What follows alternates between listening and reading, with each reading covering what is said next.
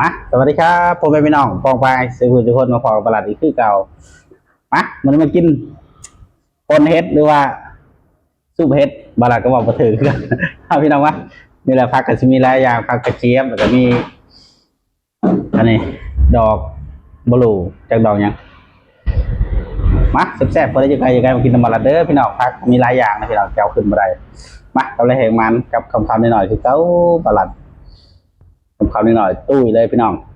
เมนูแรกด้วยครับแซ่บขนาดนี้มั้ย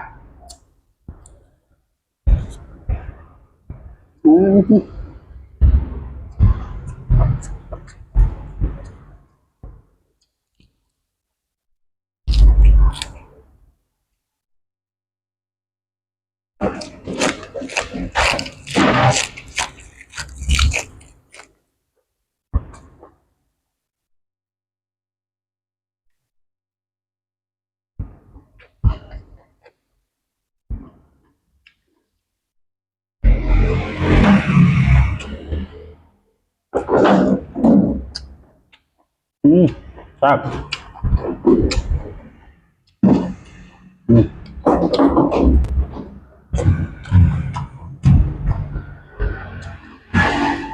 ปลากันจอง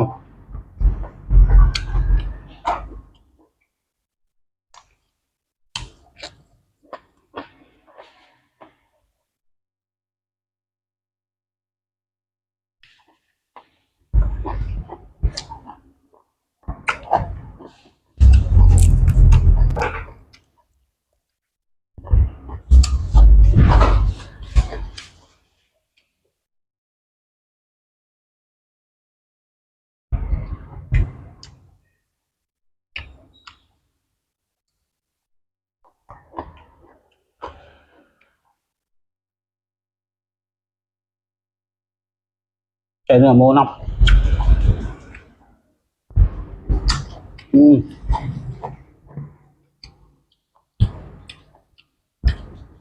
แต่ขนาด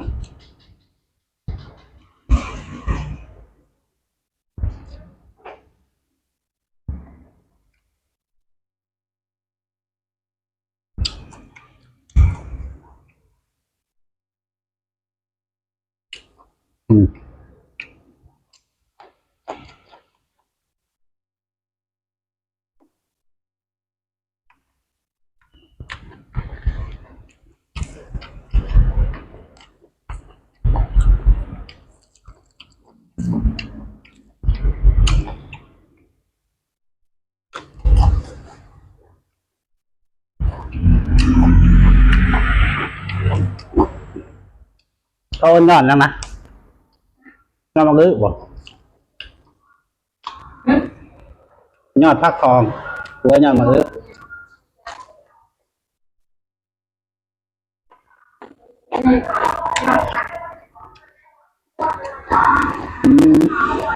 แต่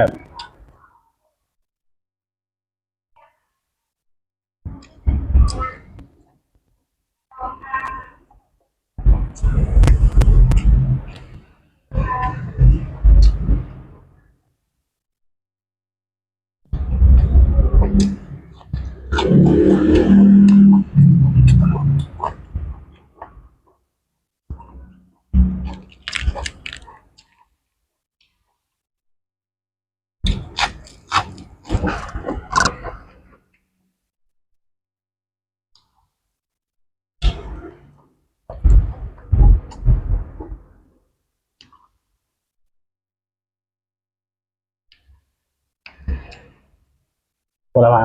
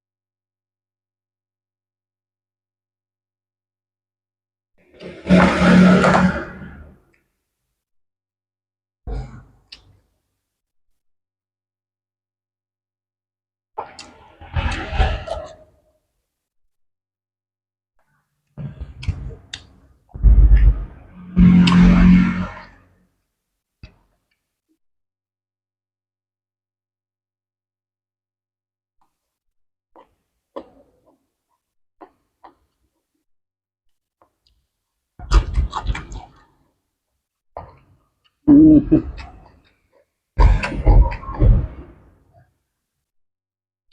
อืม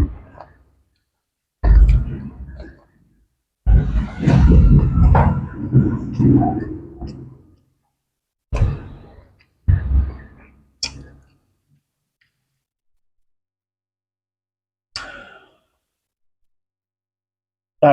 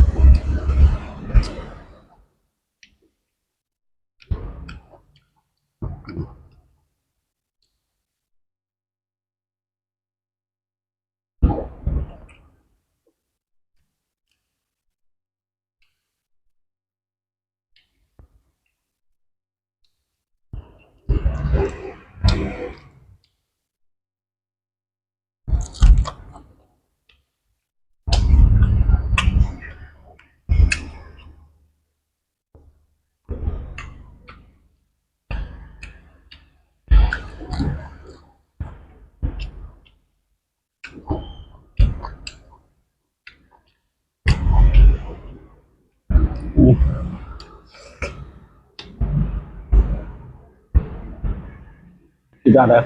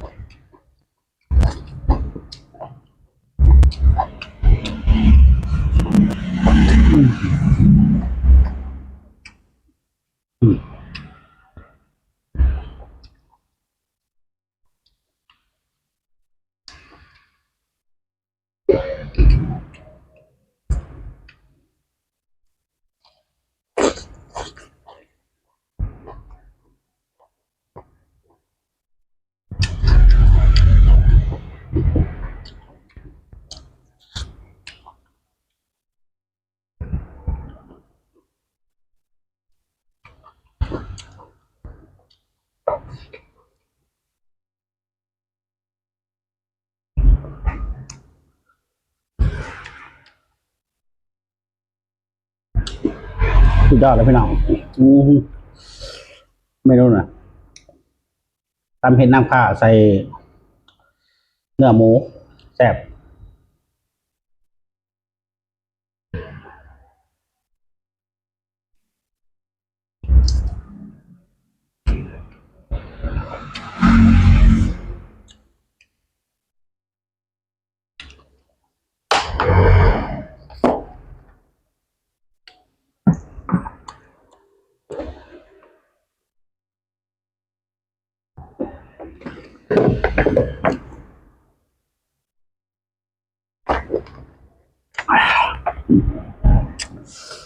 สำหรับคลิปนี้ก็ขอจบไปเพียงเท่านี้นะครับฝากกดไลค์กดแชร์กดติดตามบาลัดเลยด้วยพี่น้องขอบคุณครับ